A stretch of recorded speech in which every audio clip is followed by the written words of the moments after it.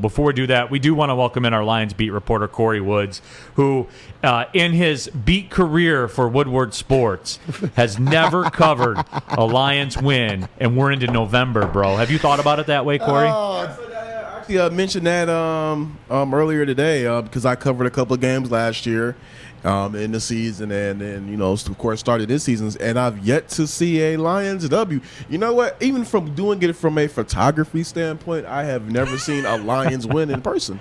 Finally we found the problem. Kory Woods. Kory Trade Woods is Kory. the problem. Oh, I mean, if you trade me, I mean, hey. No. Kory, do you think if we traded you to Denver, we could get our Trinity Benson draft pick back? Oh, that's just cold. Yeah, I'm that's asking. Cold hard facts up here with Neal Ruhl. The golden Is it rule. cold or is it true, Kory, or is it both? Yeah, I don't know if I might be worth a little something on the market. We'll see. My question here, I have one of my burning questions that I'm going to address here we to go. you. Because I've been anticipating one of the DMAC burning questions. that is. It's my burning Lions question because, yes, sir, you have been there, have at Ford Field on the road and everything. But my question is more to yesterday. 47,000 in attendance, which was probably not even that much. But let's also take into that the lowest Lions attendance for a Lions game at Ford Field in over a decade. So my question to you, obviously, Neal driving down for the pregame show as deserted as Detroit was, is just this because I'm asking, was that a vibe because it was Halloween and everybody had other things to do? Or is this a vibe that fans are finally going to show their displeasure by not showing up? I don't want to really put too much stock into the Halloween thing. I think that over the past couple of but throughout the season, it's just becoming a trend. The numbers are just starting to go down because we know the team is rebuilding. We understand that, but it's just the product that you're seeing through the rebuild. I mean, if you got a whole bunch of – if the Lions were 0-8, but you had a whole bunch of games how they played against the Rams, I think you would still have fans come there. But when you have games that are like the effort they showed against the Bengals and then the game you have yesterday, I mean, that's going to drop the numbers. Yeah. Well, I mean, I will cut him a little bit of a pass in that because I got hit up by 3 different people. They're like, hey, do you want to go to the game? And I was like, well, I can't. I got to do the pregame show, and then I got to cut back because, the whole trick-or-treating with the kids. One of my friends got invited to the game for 50-yard line tickets and declined. Yeah. I mean, and there was, and how smart was he? Yeah. Because, no, but for me, I mean, it was a family thing. If it wasn't Halloween, I would have went. Okay. I would have went if it wasn't Halloween. But that was more it's a lot like when I was a season ticket holder with the guys I went to high school with. We did that to get together and tailgate and have a beer in the parking lot and cook some burgers and stuff like that. Like 1 p.m. was the punishment. Like there was like, oh, man, now we got to pack up, go to this, and then go home. Like that sucks. They were fun till 1. I want to make a T-shirt that said Lions football, fun till 1. Hashtag 2023. Yeah, but I mean, no, but Kory, you're right. Because let's not gloss at what this team is. They're a football team without a win. Yeah. And you got the 2-5 Eagles coming into town. There's no juice for that, man. This is the game. That game should have been on Thursday night on Amazon, as a matter of fact. Do you know that 80% of the money bet in Vegas was put on the Lions for this game? Which it's, that's unbelievable. So it's not only just here, but it glossed over. And I was one that thought they had a chance to win this game. But my question also, too, and I mentioned this to Neal, and I asked both you, because the most frustrating thing for me is, as a guy who hasn't played, is I don't understand pre-snap penalties, false starts, too many men, like mental discipline sort of penalties. And then you look at the end of the game and the clock, and you hear Dan Campbell talk about, well, I messed up. I wish I would have took time. Whatever. Like, my question to you guys is, who teaches the coaches the clock? No, but who? There should, because it's more parent irrelevant. But is it strictly you learn as you go in your experience? But because seriously, one of the fundamentals and the intensity of Dan Campbell. But if I'm going to draw a huge criticism, right, it's the fact becoming that a trend. It's a trend. The man. penalty, the whatever like this. I like the fact that he knows when to go for it or he's aggressive.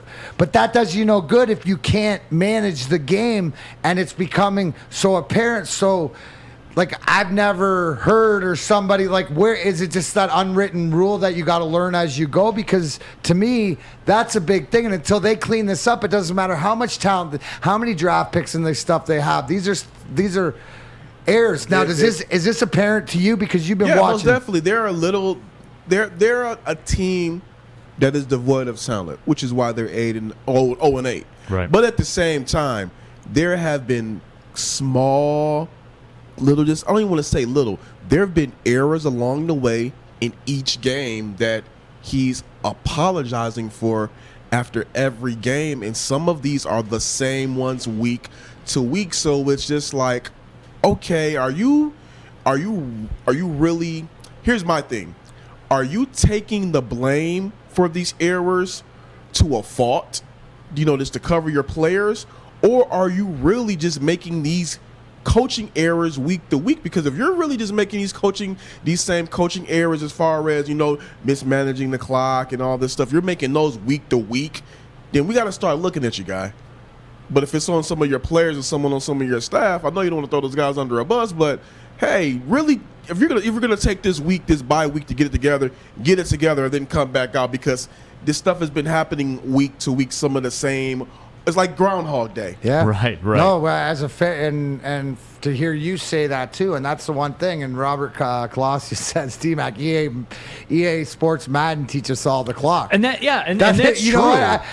I gotta say, I played it, and you're right. Yeah. I'm more as a non-football guy. And Kory, I'll say this. I mean, you guys know me. I'm a big analytics guy, a big clock guy, and everything like that. Mm-hmm. Right away, it's egregious to take the football. You win the coin toss and take the football, you're already playing from behind, because I have to have that football to start the second half. That changes everything in terms of your last possession of the second quarter. I think they should stop taking the football to start the game, because here's the thing. They don't do anything with it. Well, and that that's even a separate argument to it. Like your offense is challenged, but I'm just saying analytically, it's better to have that possession to start the second half. Yeah. Because again, I bet if they had the ball to start the second half, they kicked the field goal at the end of the second quarter. Oh, absolutely. Because now you have the opportunity to make it a 3-score game to a 2-score game. If lightning strikes and you score a touchdown, now you're down 7, and that's without Philadelphia ever touching the football. Those are the little things that I'm talking about. They're concerning to me. And I had my text thread with my buddies and stuff like that. And D-Max heard me talk about a friend of mine he's a terminal Lions fan. Like there's no cure for him. And he's like, I trust that he'll learn that stuff. I trust that he'll get comfortable with it. I don't know, man. We're not seeing any improvement. I'm not saying bury him. I'm not saying fire him. Anything like that. It's a growing concern. Yeah, you're not looking. You're not. You know what? I'll say this. I think from the defense, I see improvements from week to week, because let's just be real. Aaron Glenn is working with a bunch of mess right now. No doubt. I see I don't see like this, like this. There's some next level defense, but I see like, okay, I see guys improving. I see a scheme improving. I see the defense trying to formulate some type of identity. But overall, as a team, when you look at that offense, it's just like it's very anemic. Right. That's a great word. That's exactly. Anemic is such a great word. I don't know what it means, anemic. But it's a good word. I believe it's 4 out of the last 5 games now. Jared Goff isn't getting in the end zone in the first quarter. Yeah, you can't win. You can't win. You can't win like that. And they haven't won. And I think what happens is, just for me, I mean, like I said, I'm not going to sit up here and say I know more, like a Joy or anything like that. But from what I'm seeing as somebody watching the team, I'm looking like the defense eventually starts to get bad, because they're on the field all the damn time, because the offense can't generate and can't sustain any drives, just like 3 and out basically every time they get on the field. So I think those guys are just getting tired. But I mean, overall, you just can't blame one side. As Tracy Walker said, it's a collective effort, and they're gonna have to figure that out in this bye week, because I think that if they do not beat the Bears on Thanksgiving, they're going goose egg. Yeah. Well, again, for me, that's my target. Kory, where can everybody find your stuff, man? WoodwardSports.com. Y'all know the place. Y'all know where to find me. Follow me on Twitter, Kory Woods, Kory E Woods, and yeah. You're